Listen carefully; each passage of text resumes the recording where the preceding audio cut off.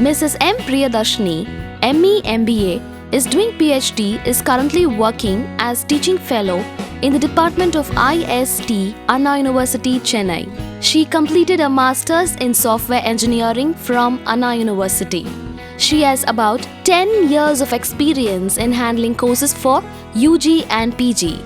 She was serving as Technical Evangelist for corporate over 4 years in Java Enterprise Technologies, Software Engineering, Databases, OOAD, and Design Patterns. She is proficient in handling IT projects as well into concept development for enterprises. She is doing a research in the area of web services security. Her other areas of interest include software engineering, OOAD, databases, enterprise technologies, and service-oriented architecture. She holds many journal publications and conference proceedings in her research area. Welcome to UGC lecture series in Computer Science Java Part 20. So, in today's session, we are going to see about multicast sockets, demo of multicasting, and then we are going to see how your normal client server program is going to be converted into a chat program. Before we enter into the multicast socket, just we will have a recap of what we have seen in the networking.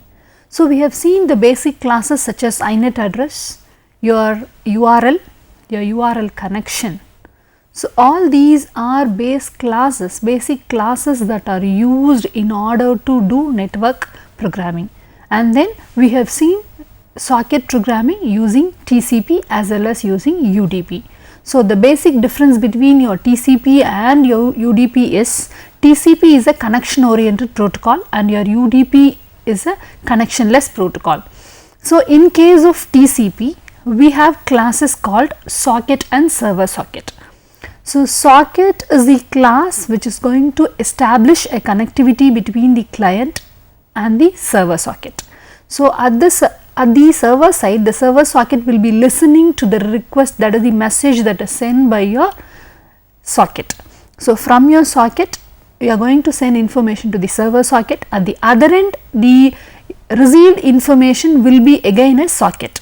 So, the socket at your client and then your socket that is accepted at your server side, both are going to share the streams. So, the input stream of your socket at your client side will be connected to the output stream of the server side, and the output stream of your client side socket will be connected to the input stream of your server side socket. So, both these streams are interconnected, and this makes a connection oriented data transfer between your client and server. So, whenever we establish the connectivity, we check whether particular server is available, and if it is available, we will be sending the data from the client to the server. This is in case of TCP. Whereas in case of UDP, we use classes called datagram packet and datagram socket. So, client side we normally create datagram packets. These datagram packets are going to hold byte array, and this will be sent to the server. At the server side, we will be having a datagram socket which is going to receive the datagram packets. So, at the client side as well as at the server side, we are going to have datagram socket which is going to send and receive the information. So, in case of your user datagram protocol, what we have to do is we have to specify to which particular destination and to which particular port number you have to send the information. So, similarly, while we receive the particular datagram packet, from the datagram packet we will get the information about from where you have received that particular datagram packet. So, the packets are the data that has been sent from your client to the server. So, in both the TCP and UDP that we have seen in the previous session, it is a unicasting. So, in unicasting in the sense there will be only one client and one server involved in this particular client server program. So, whereas here we are going to see about multicasting. So, this is one particular server is going to send some information to multiple clients. In this case, we need to use a multicast socket. So, multicast socket is similar to that of your other socket classes, whereas here there are a set of IP addresses which are used in order to create a multicast socket, which is used in order to create a multicast socket on that particular address. So, in a particular multicast address we can create sockets, and through those sockets your client and server program connectivity is being established. So, now you can see that public class multicast socket extends your datagram socket. The multicast datagram socket class is useful for sending and receiving IP multicast packets. So, here even in this case of your multicast socket, we are only going to have a datagram packet. This multicast socket is an extension of your datagram socket. So, here in this particular case we are going to send and receive the IP packets. So, this socket that we are going to construct is capable of sending and receiving your datagram packets. The only thing is we are going to send to multiple users. A multicast socket is a UDP datagram socket with additional capabilities for joining groups of other multicast hosts on the internet. I have one particular system, one particular IP address which acts as the multicast host. So, from this multicast host we are going to send information to various clients. So, all these clients who are going to receive the information should be connected to this particular multicast host. So, multicast group is specified by a class D IP address and by standard UDP port number. We have seen in networks we have various classes that are available in order to name your IP address, and we have in your previous session we have seen network class A, B, C and all. So, these classes are used in order to create IP addresses on your system, whereas here for particularly for your multicast IP address we use class D to represent it. Here you can see class D IP addresses are in the range of 224.000 to 239.255.255.255 inclusive. So, these from this 224.0.0.02 this particular address we will be using that as a multicast address. So, here we can create multicast socket on these addresses. So, whereas this address 22.0.0.0 is reserved and should not be used. So, set of IP addresses, few IP addresses will be reserved for a particular purpose, and so in that cases we should not use those particular reserved addresses. So, when one sends a message to the multicast group, all the subscribing recipients to that host and the port receive the message. The socket need not be a member of the multicast group to send messages to it. I have a particular client which is going to send an information to the multicast IP address where my multicast socket has been created. So, that particular sockets which is going to connect to this particular multicast address is going to receive. So, we are going to form a group of subscribers. All these subscribers who are subscribed to this multicast address will be receiving that particular information, provided all of them are binded on that particular port number. So, when a socket subscribes to a multicast group or port, it receives a datagram sent by other hosts to the group or port, as do all other members of the group and port. A socket relinquishes membership in a group by leave group method. Whenever I subscribe to a particular multicast IP address, so in that case I can receive the information that is in form of datagram packets, and whenever a person in that particular group sends some information, it will be sent to all the other persons who have subscribed to that particular group. So, here whenever I want to relinquish my connection from that of the group, then I have to use leave group and then I can come out of the group. Whenever I want to establish, just I can again establish a connectivity and then subscribe to that particular host. You can see the constructors multicast socket int. So, create multicast socket without any parameter creates a multicast socket, whereas multicast socket with an integer which is a port number is used to create a multicast socket and bind it to a specific port. So, whenever a socket is created from the client end, normally whichever port number is free, that will be used for communication. If you do not specify any particular port number in which your socket need to be created, whereas if you specify a port number, then that particular port number will be binded to that particular socket. So, the methods available in your multicast socket: join group, inet address joins a multicast group, leave group and then your inet address, it leaves a multicast group, send datagram packet and then byte.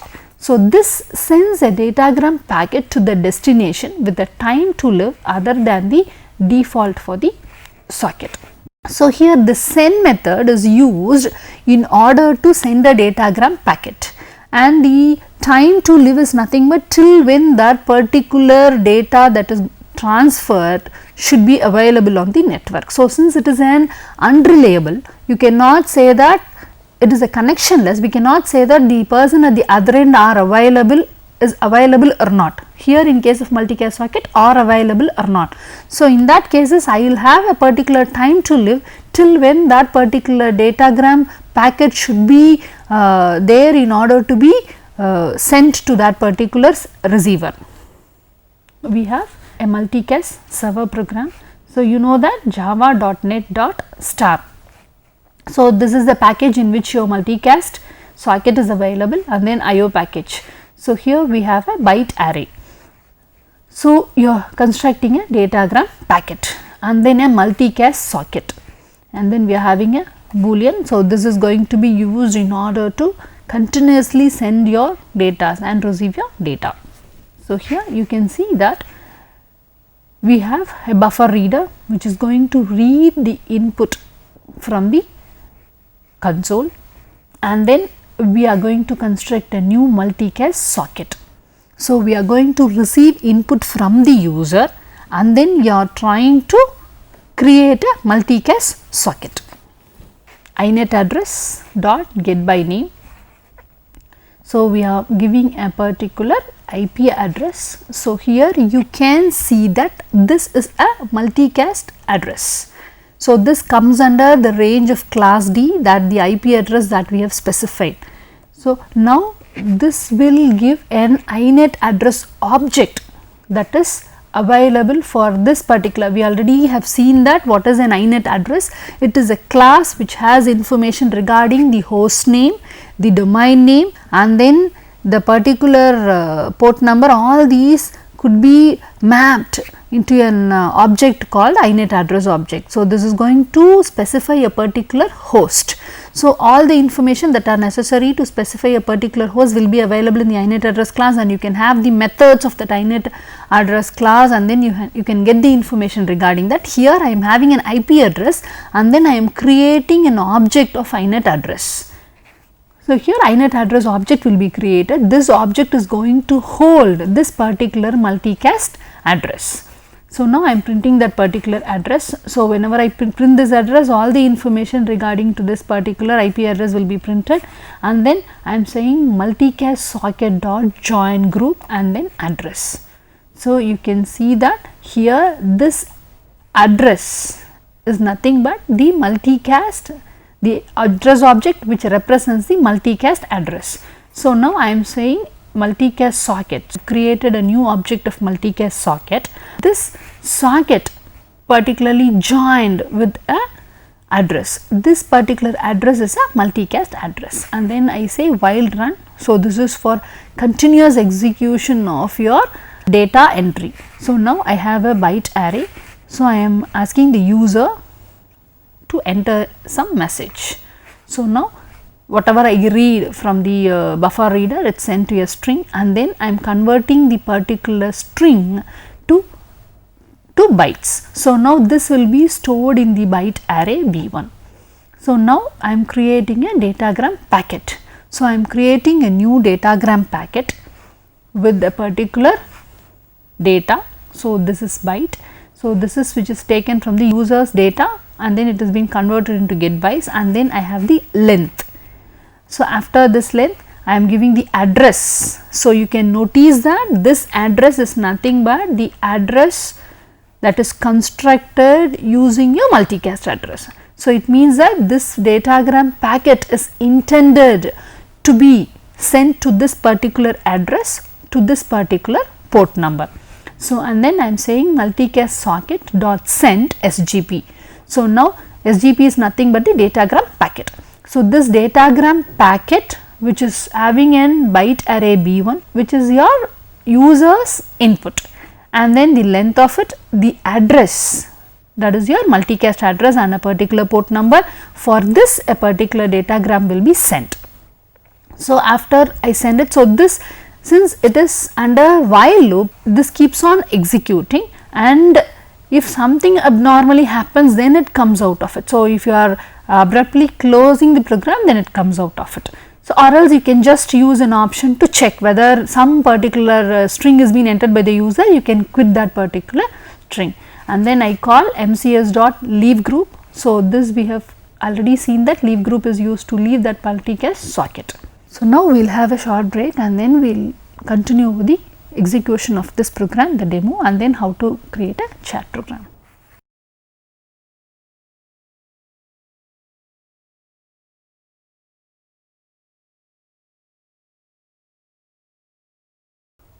So welcome back after the break. Now we will continue with our multicast server program. Our multicast socket dot leave group method. So it means that this particular socket of your program is going to leave the particular group which is being binded to this address. So in this address, so if any client is connected to this particular address, all the clients will be receiving that particular message that is sent by this server program. So it means that this socket is now sending a datagram packet, and then after sending the datagram packet, it leaves the group, and then it's going to come out of the group. Whereas who have been assigned or subscribed to that multicast address will be receiving the datagram packet which is sent by this particular server program. This is our client program. So class multicast client. So here even I have a byte array which is going to be receiving our datagram packet. So here datagram packet, and then multicast socket. This is at your client side. So boolean run, the same process for your continuous execution of your program. I have multicast socket 5555. So it means that now I am trying to bind a multicast socket at this particular port number. So here we don't have the concept of socket and server socket. So both the sockets are multicast sockets. So now this multicast socket will be created in this particular port number. So we have seen in the server program that we are going to send a datagram packet to a particular multicast address in this particular port number. So now in that particular port number I am trying to create a multicast socket. So here again I am creating an address object by giving the same address. So system.out.println address, I am printing the address. Now I am joining to that particular inet address. So that particular program has joined the group and it has sent the information, whereas this program is going to join the group and then it is going to receive the information. So I am joining, and then I am having the byte array, and then you can see here we have a datagram packet length. But here you can notice that this already I have told you, here we do not have any address and the port number. So it means that this is the datagram packet which is going to be received. So in case of receiving, we do not have the receiver's address and the port number. So whenever a packet comes in, we are just receiving it. From that packet which is received, you can gather information from where it has been sent. So I am saying multicast socket dot receive. So then I am constructing a string. So this get data method will get the data that is available in that particular packet. So we know that datagram packet has data, the address to which it has to be sent, on port number. All the information will be available in the object of datagram packet that is being received. From that I am separating the data alone, and then I am receiving it, and then I am converting that into string. So after I receive the information, since it is while loop, it will be keeping on receiving the information. So even here I can check whether a particular message has been received, and then I can quit. So for example, if a server is trying to send the information, at the end of sending all the information I give a message called exit or end. So at the receiver end, if the message, after receiving all the messages it receives end or exit, so automatically I can check it, and then I can leave the group and come out. So till when I have to be in that particular group, I can decide upon. So here the same thing, I am saying I have to leave the group and then come out of it. So here the same process happens as if it is happening in the server end. So now you can see that here we have created two programs, that is, one is your server program and the other one is client program. So, your server program is going to send information, whereas all the clients, so not only one client we are going to have, we are going to have multiple clients. So, we can run multiple clients at the same point of time, which could be subscribed to a particular multicast address. So, if all the systems which are connected to that particular multicast address, so we have various sockets. So, all these sockets will be binded to that particular multicast address.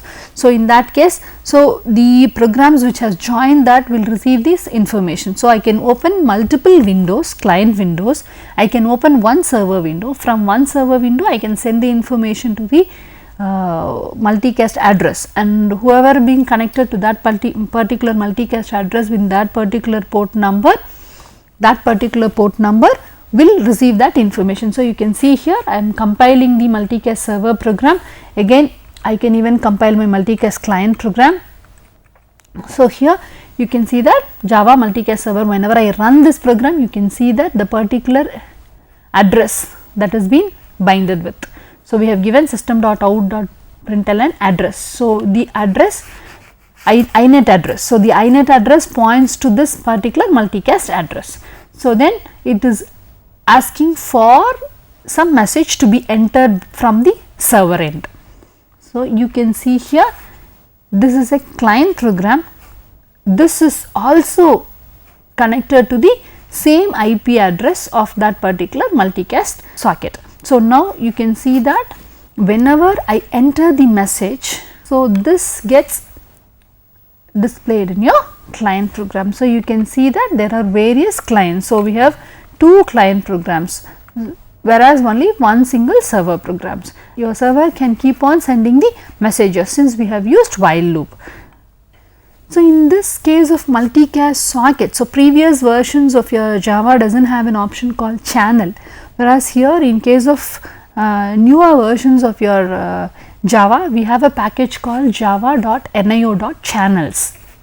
So, here we have an interface called multi-channel, a network channel that supports IP multicasting is your multicast channel. So, the creation of the channel should specify the protocol family that we are going to use that corresponds to the address type of the multicast groups that channel will join. Here multicast channel is a particular channel through which you can send and receive the informations, whereas there you can see that it follows only UDP. So, UDP is used, and then using that particular UDP, that is your datagram packets, you are sending it to multiple clients. So, whereas here you can establish a channel. So, this interface called multicast channel will help you in order to establish a particular channel, and even you can not only works for one particular protocol, it works for a set of protocols. So, all these you can specify the particular type of protocol, and based on that you can establish the channel. So, since it is an interface, the classes which are going to implement this interface could be implemented in a fashion that it can be used for various protocols. So, next is about chat application enhancement. In this program, in multicast socket program, we have seen that one particular server sending information to many clients. So, whenever I include a while loop, so it means that continuously your sockets will be sending the information, as well as at the other end continuously your sockets will be receiving that information. So, this is in case of multicasting. So, in your previous sessions and all, we have seen that in case of your TCP and in case of your UDP, what we have done is from those are unicasting. So, one person sending information to the other person. So, you can see the chat application is normally between two users. So, between two users, it means that it will be in form of your TCP, or it may be in form of your UDP. So, your TCP program or your UDP program could be converted into a chat program. So, between two particular users. So, here two particular users now has to act as a client as well as the server. So, one client is going to send some information to the server. So, from the server end, then again I have to send the information from the server end to the client end. So, now I need to have socket at the client side, which is going to send some information. Similarly, a server side socket which is available also is going to send some information.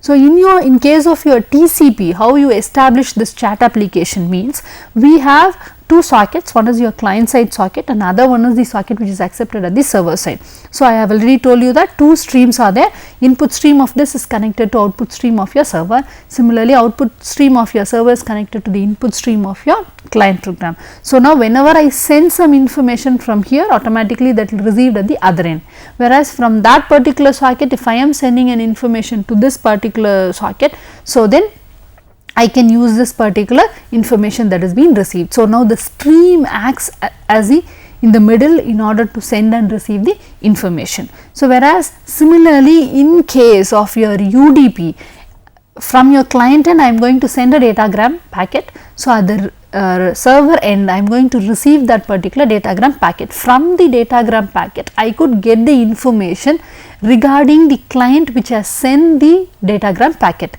So, based on the client and the port number, I can access even the port number from where my message has been sent.